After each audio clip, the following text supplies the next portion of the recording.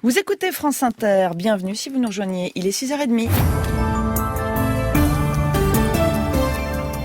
La question des violences sexuelles contre les enfants reste extrêmement délicate. Comment les détecter? Comment en parler?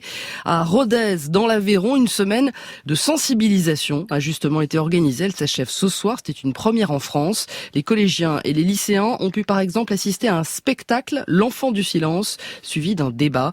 Faustine Calmel. Sur l'écran défile la vie d'une femme et d'un homme victimes de viol dans leur enfance. C'est là, je me souviens maintenant. L'amnésie post-traumatique, les violences intrafamiliales, 9 cas sur 10 sont abordées, entrecoupées de chansons interprétées par 4 musiciens sur scène. Enfants du silence, nous sommes.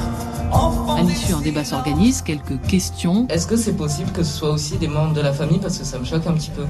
L'agresseur, il risque quoi? Et une prise de conscience. Ils nous ont dit qu'en moyenne, dans une classe, il y avait au moins 2 ou 3 personnes qui étaient victimes de violences sexuelles. Il faudrait peut-être briser le silence. Car peu d'outils existent et surtout peu adaptés, estime Alice Casagrande, présidente de la Commission nationale de lutte contre la maltraitance. Par la musique, par les images, par le film, ça leur permet de laisser le message les toucher et ensuite de prendre conscience d'un certain nombre de choses qui vont leur permettre d'être plus vigilants et plus attentifs. Et cela doit servir à éviter d'autres violences, défend Olivier Savignac, cofondateur de l'association Parler et Revivre, créateur de ce spectacle. Que justement de cette libération de la parole, on en fasse un message pour d'autres, ceux qui ne sont pas victimes encore, et qu'il faut prévenir. Parce que la prévention coûterait beaucoup moins cher et en fait protégerait beaucoup plus d'enfants en proie à ces violences-là. On estime que chaque année en France, 165 000 mineurs sont victimes de violences sexuelles.